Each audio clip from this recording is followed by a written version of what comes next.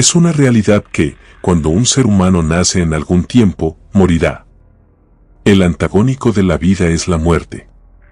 Aunque se tiene el conocimiento de ello, nos sigue ocasionando incertidumbre y miedo.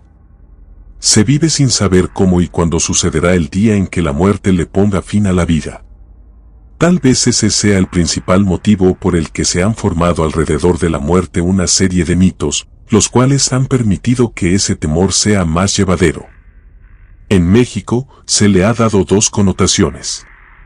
Una en la que se le rinde un culto divertido y eterno, en el que se cree que, aunque una persona muera, continúa la vida en otro mundo.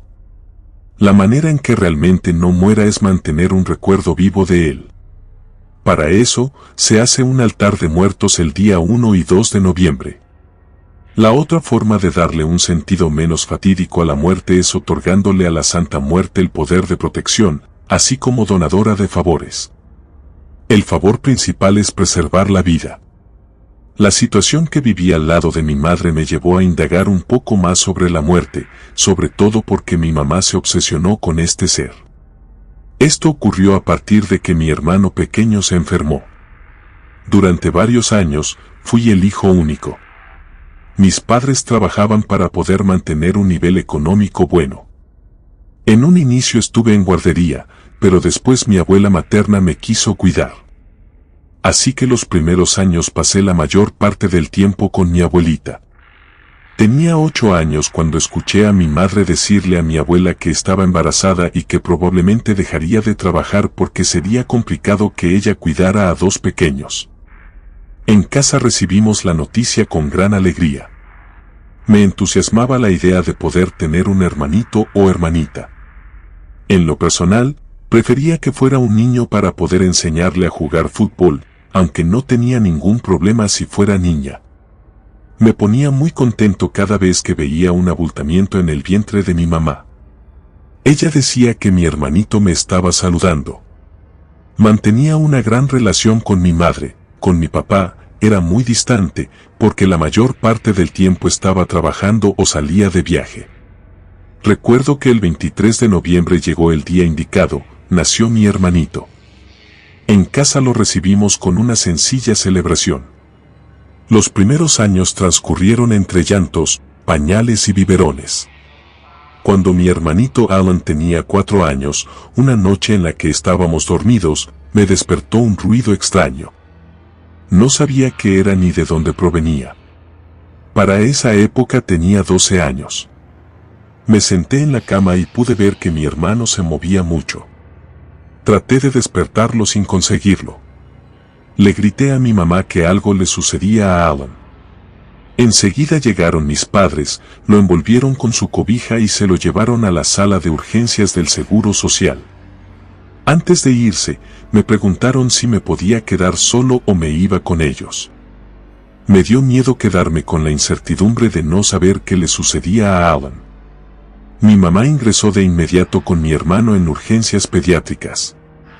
Me quedé con mi papá en la sala de espera. Después de que pudieron controlar a mi hermano, salió mi mamá para decirnos que Alan había convulsionado. Los médicos no lo podían sacar de la crisis convulsiva. Tuvieron que darle distintos tipos de medicamentos para que la convulsión comenzara a ceder y que lo iban a subir a piso para realizarle estudios y saber por qué mi hermanito había convulsionado. En aquella ocasión, mi madre se quedó en el hospital durante una semana. A mi hermano Alan le hicieron electroencefalogramas, tomografías y resonancia magnética. De esta manera fue como los médicos dieron el diagnóstico, se trataba de epilepsia. Alan estuvo en tratamiento durante varios años. Nunca supe si esa enfermedad repentina que tuvo mi hermano fue producto de una herencia genética o de alguna anormalidad en su sistema nervioso. Esto último fue porque mi hermano cambió drásticamente. Antes de que él enfermara, era un niño muy apacible. Hablaba muy poco, solo decía algunas cuantas palabras sueltas y se entretenía solo jugando con sus juguetes. A partir de que él salió del hospital con ese diagnóstico, se transformó en un niño agresivo. Las pocas palabras que decía, las dejó de hablar. Solo emitía sonidos guturales y se enojaba fácilmente. De repente, cualquier cosa que estuviera cerca de él, la agarraba y la lanzaba hacia mi padre o hacia mí. En una ocasión, me dio con su zapato ortopédico en la cabeza y me dejó una lesión en la frente. Mi mamá le comentó al neurólogo las conductas agresivas de Alan y le dijo que él era un niño muy tranquilo y que, después de comenzar a tomar el medicamento, se transformó en un pequeño muy agresivo. El pediatra lo único que le dijo fue que era muy extraño que el niño tuviera ese tipo de comportamiento, ya que el medicamento era supresor del sistema nervioso central, por lo que debía de provocar otro tipo de reacciones como la somnolencia, la tranquilidad. Sin embargo, como al médico no le interesaron los cambios que tuvo mi hermano, mi mamá tuvo que buscar respuestas en otras partes. Fue una época difícil porque fueron tiempos en los que de repente había que correr al hospital porque, con todo y medicamento, Alan convulsionaba. Fue necesario complementar su tratamiento con terapia psicológica, motricidad y lenguaje. Después de un año, una noche en la madrugada, me desperté abruptamente por un ruido que me sobresaltó. Era mi hermano Alan. Estaba un poco acostumbrado a sus convulsiones, sin embargo, en esta ocasión fue distinto. De inmediato le hablé a mis padres. Lo bueno fue que en esta ocasión mi papá no estaba de viaje. Él fue quien nos llevó al hospital. Mientras mi papá conducía, entre mi mamá y yo tratábamos de lidiar con la convulsión de mi hermano en el asiento de atrás del auto. De repente, Alan se quedó inerte. Mi mamá me miró con miedo y angustia. Aunque tenía 13 años, su mirada me lo dijo todo. Mi hermano acababa de morir en sus brazos. Ella dio un grito desgarrador que jamás olvidaré. Ni siquiera supe cómo reaccionar. Cuando llegamos al hospital, nos dijeron que mi hermano ya no tenía signos vitales. Nos dieron varias explicaciones respecto a su muerte, que mi hermano había broncoaspirado, que su cerebro no resistió las descargas y más respuestas en las que ya no quiero profundizar. Mis padres hicieron los trámites pertinentes para el certificado de defunción y el funeral.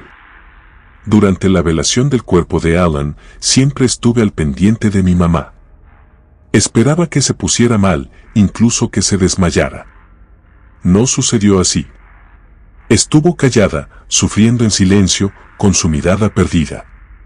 El día que regresamos del cementerio, por la tarde, fue muy doloroso. Ver el estado de mi mamá.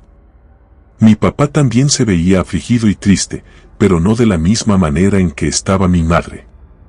Ella quiso ir a dormirse y no despertó hasta el día siguiente. Por la mañana, se levantó realizando sus quehaceres. Después, nos dijo que iba a salir. Mi papá le preguntó a dónde iba, y ella le dijo que tenía unas diligencias que hacer.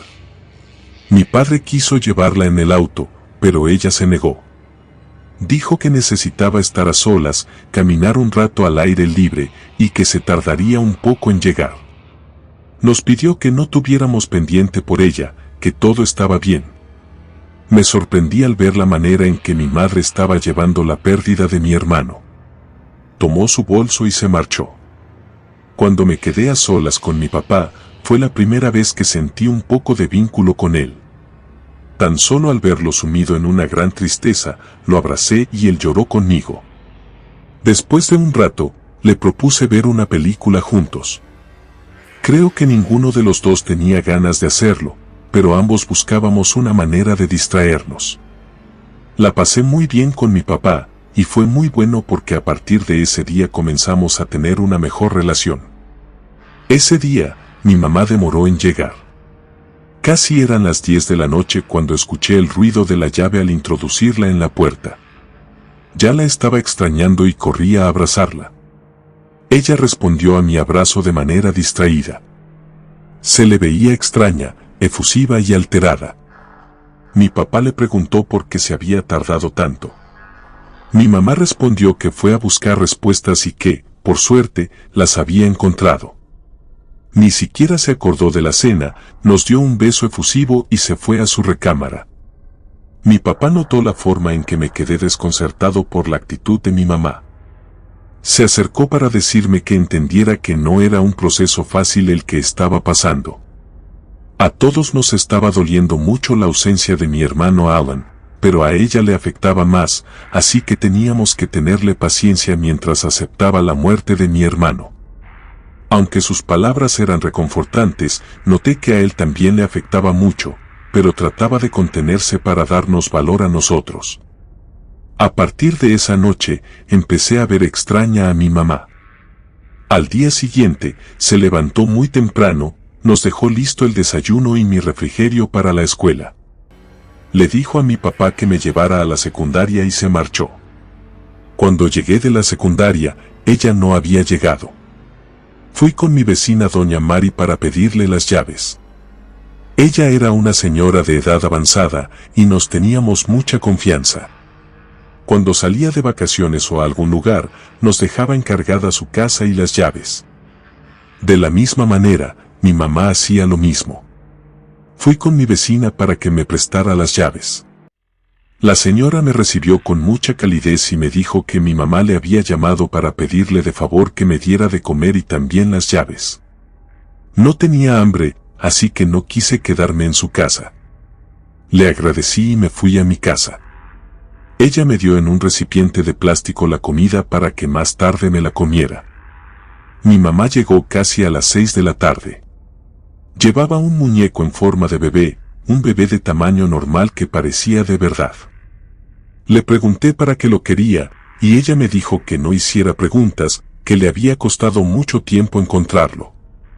Me pidió que me acercara a saludarlo y darle un beso. Se llamaba igual que mi hermano Alan. Después de decirme el nombre del bebé, me sorprendí mucho. En ese momento, me di cuenta de que ella no estaba sobrellevando nada bien la muerte de mi hermano. No le quise decir nada y mejor me acerqué y le hice una caricia en la cabeza del muñeco. Mi madre se puso muy contenta por esa acción que tuve. Me abrazó muy agradecida y se metió a su cuarto. Acostó al muñeco sobre su cama, le puso almohadas alrededor para que no se fuera a caer. Después, buscó en el closet, se subió a una escalera para poder alcanzar la parte más alta del mueble. De ahí sacó ropa de bebé que era mía y de mi hermanito. Lo supe porque la tenía separada en cajas con el nombre de cada uno. En la caja que tenía marcado el nombre de mi hermano, sacó su ropa y comenzó a vestir al muñeco. Se me hizo una acción tan rara porque, tan solo al verle la cara de emoción que ponía mi mamá, sentí que no era nada bueno. A ella no le quise decir nada, preferí esperar a mi papá para hablar con él sobre la conducta de mi mamá. No solo llevó al muñeco simulando que era mi hermano, también llevaba una serie de objetos con los que se puso a hacer un altar a la muerte. Era una figura de la Santa Muerte vestida de color blanco. En la sala hizo espacio para hacerlo, le puso flores, quemó unas tortillas hasta que quedaron negras y se las puso en un plato. Le encendió 3 veladoras, se hincó delante de ella y se puso a orar. Me quedé extrañado con las acciones de mi madre. Ella siempre había profesado la religión católica. Verla orando delante de la muerte me pareció peor que creyera que ese muñeco era mi hermano. Le pregunté por qué ahora creía en la Santa Muerte si nunca estuvo de acuerdo en que las personas creyeran en ella. Lo que me respondió me dejó confundido. Me dijo que ella le iba a hacer un gran favor, ya le había pedido mucho a Dios y nunca la escuchó. Incluso se llevó a su hijo. No tenía por qué seguir creyendo en él, si nunca hizo nada por nosotros todos esos años de sufrimiento cuando Alan estuvo enfermo. Preferí no decirle nada más porque no había palabra que la hicieran entrar en razón. Ese día mi papá llegó más tarde de lo común. Habló por teléfono para avisar que tenía que quedarse tiempo extra, que llegaría hasta las 10 de la noche. Para ese entonces, ya me encontraba desesperado porque mi madre no tenía ojos más que para el muñeco que había traído. Lo llevaba por todos lados de la casa. Entre las cosas que teníamos, encontró un portabebé, ahí acomodó al muñeco. Lo ponía en todas partes en las que ella estaba. Le platicaba, le cantaba y hasta lo arrullaba. Tuve la intención de ir con mi vecina para pedirle que hablara con mi madre, pero me dio pena hacerlo. Escuché cuando llegó el auto de mi padre. Sentí un gran alivio porque él podría hacerle ver a mi mamá que ese muñeco no era mi hermanito Alan. En cuanto mi papá entró a la casa, lo primero que vio fue el altar a la Santa Muerte. Sin decirme nada, se fue directo con mi madre, la confrontó y le pidió que quitara ese altar de la sala. Nunca habían rendido culto a la Santa Muerte, que de santa no tenía nada, no lo iban a hacer ahora. Mis padres tuvieron un enfrentamiento a causa de las nuevas creencias de mi mamá. Ella, llorando, quitó el altar, guardó los objetos en una caja y los metió a su cuarto. Mi padre le dijo que no los quería dentro de la casa, le pidió que se los llevara. Ella los tomó y los sacó a la cochera. Le dijo a mi padre que al día siguiente los tiraría a la basura. Mi mamá estaba tan molesta que miró a mi papá con mucho coraje. No puedo negar que su mirada me dio miedo, era como si sus pensamientos fueran violentos por la forma en que lo vio. Esa noche, la casa se llenó de energías negativas. Se sentía la atmósfera pesada, me costaba trabajo respirar. Me salí un momento al jardín y me senté en el piso de la cochera mientras recordaba a mi hermano, que también extrañaba mucho. No supe cuánto tiempo me quedé ahí, mirando hacia las estrellas. Quería pensar que de alguna manera él seguía conmigo. Cerré los ojos para tratar de borrar los momentos difíciles que vivimos con él y recordar algunos otros en los que la pasamos muy bien. Poco a poco me fui tranquilizando. De pronto, escuché un ruido al interior de la caja que había sacado mi madre. Me levanté de inmediato porque pensé que algún animal estaba dentro de ella. Lo primero que pensé fueron en cucarachas, pero el ruido era más fuerte. Vi cuando una rata enorme se asomó. Me metí de inmediato a mi casa. Me asomé por la ventana, en efecto, la rata se salió de la caja y corrió. Mi papá se había quedado en la sala. Se le veía abrumado. Me hizo una señal para que me acercara con él. Me senté a su lado mientras él me abrazaba.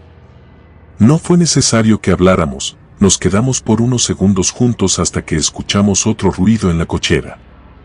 Le dije a mi papá que se trataba de ratas. Vi cuando una de ellas salía de la caja. Él me dijo que al día siguiente llamaría al señor que fumiga para que eliminara las ratas. Sin embargo, después los sonidos se empezaron a escuchar al interior de la casa. En el patio se oía como si hubiera más ratas y estuvieran chillando.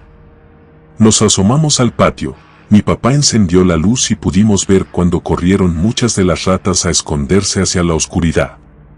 Mi padre me dijo que ya era tarde para comunicarse con algún fumigador, pero le llamaría al día siguiente. Me dijo que no me preocupara, todo estaría muy bien. Me acompañó a mi cuarto para irnos a descansar. Al abrir la puerta de mi habitación, vi que algo se escurría entre la oscuridad. Le dije a mi papá que creía haber visto una rata que andaba en mi cuarto. Él me dijo que, si no tenía inconveniente, lo mejor era que durmiera en la sala, uno de los sillones se podía hacer cama. Entré para agarrar una cobija y una almohada. Antes de cerrar la puerta, sentí como si alguien empujara la puerta. No le quise decir nada a mi papá porque él no se dio cuenta. Nos fuimos a descansar esa noche.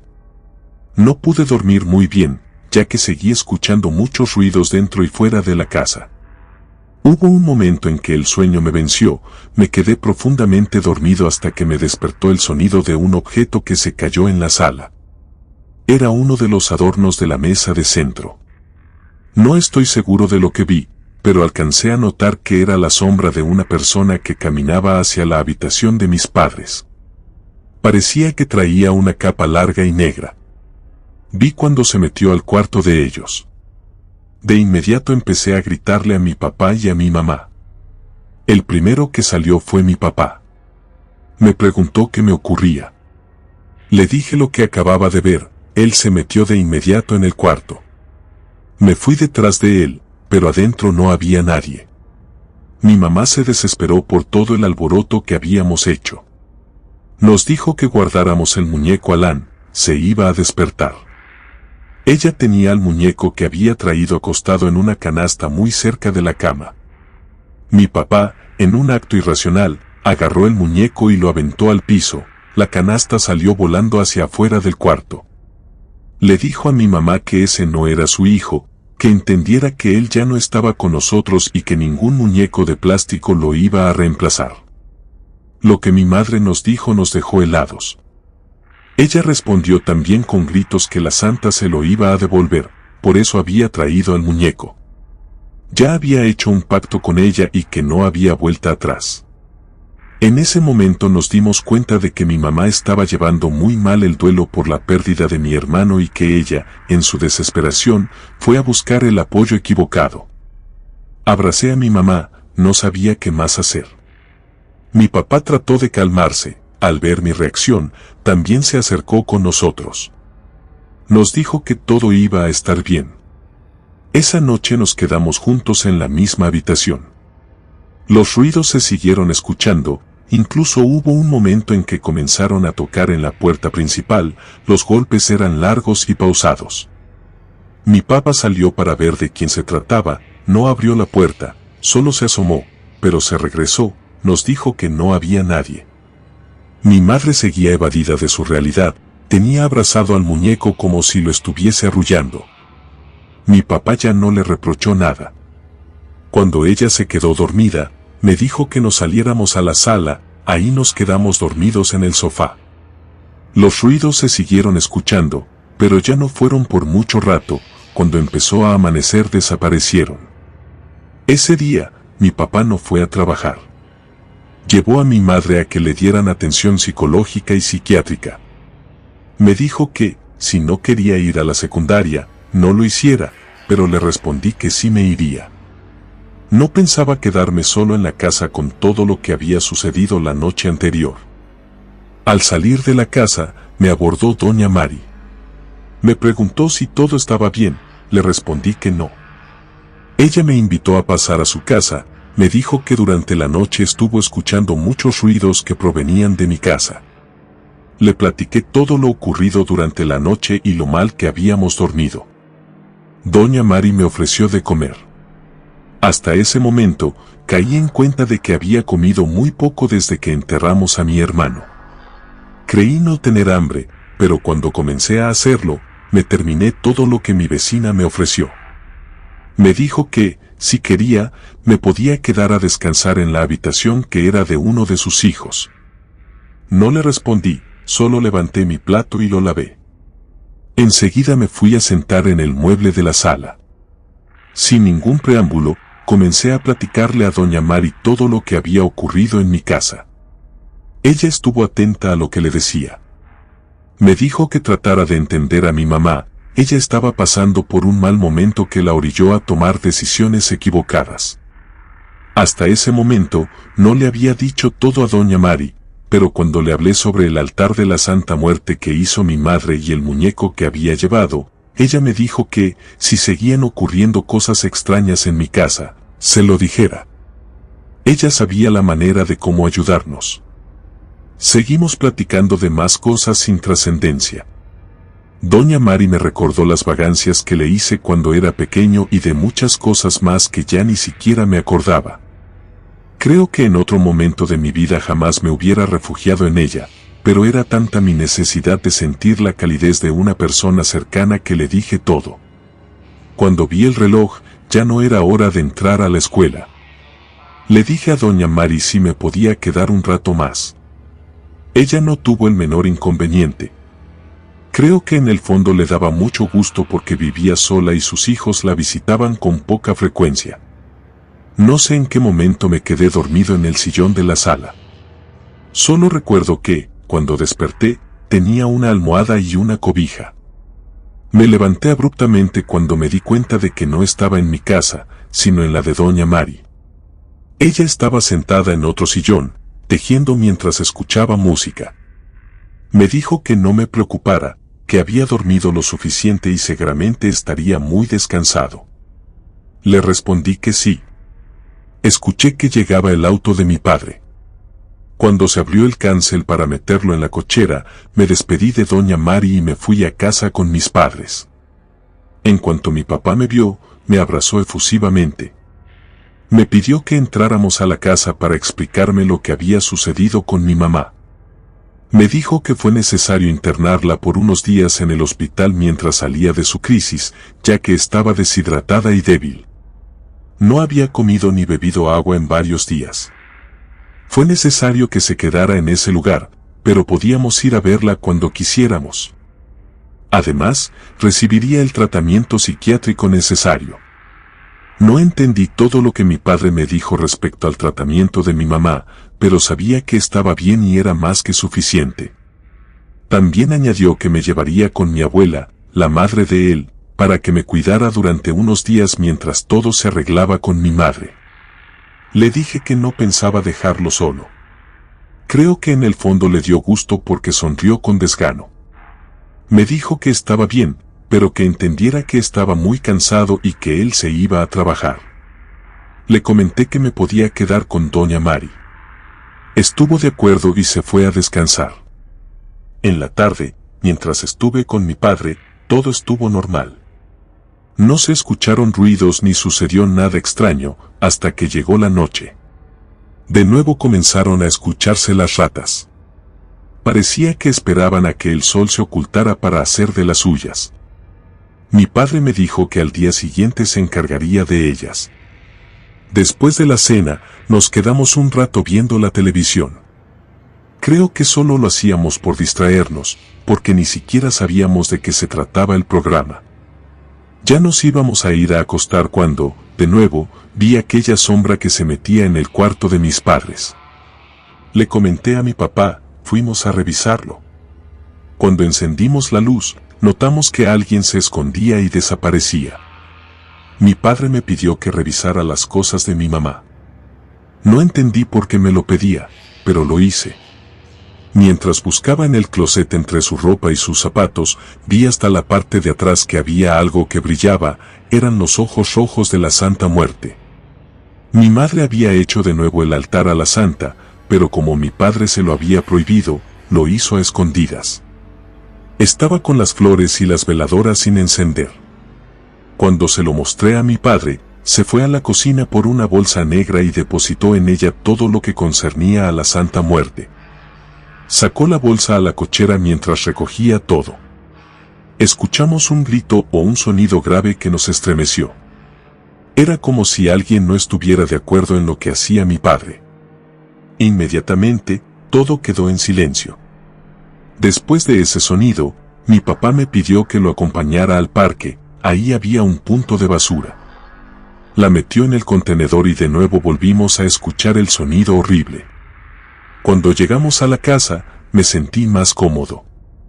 Ya podía respirar mejor. Esa noche se dejaron de escuchar las ratas. Por un momento pensé que mi padre había llevado al exterminador de plagas, pero me dijo que él no lo había hecho, no tuvo tiempo para hacerlo. Pudimos descansar mejor. Ya no vi ninguna sombra ni nada extraño. Doña Mari nos apoyó mucho.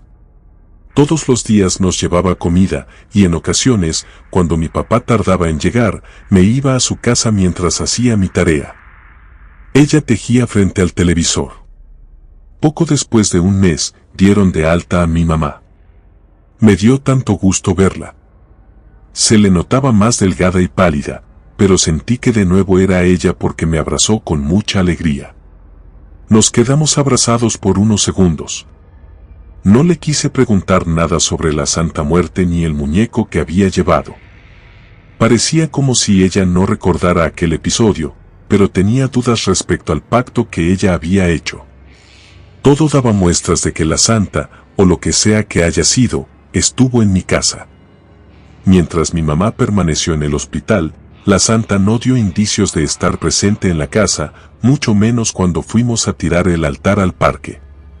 Pero en cuanto mi madre entró a la casa de nuevo, empecé a sentir el aire asfixiante y la sensación de que alguien venía con ella. La conducta de mi madre era más tranquila y racional, se le notaba en su rostro el sufrimiento, pero se le veía bien. Lo malo fue que esa sombra empecé a verla de nuevo por las noches, como si ella hubiera estado con mi madre todo ese tiempo. Le conté a doña Mari lo que estaba ocurriendo. Ella me dijo que no era tan sencillo deshacerse de la santa, pero buscaría la manera de ayudarnos. Mi vecina buscó a una persona que sabía de rituales y de esoterismo. No fue posible llevarla a la casa para que mi madre no se alterara. Sentíamos que había una línea muy delgada entre su cordura y su racionalidad. Sin embargo, la mujer empezó a hacer unos rituales a distancia, evocando a un dios desconocido. Así lo hizo durante 7 días.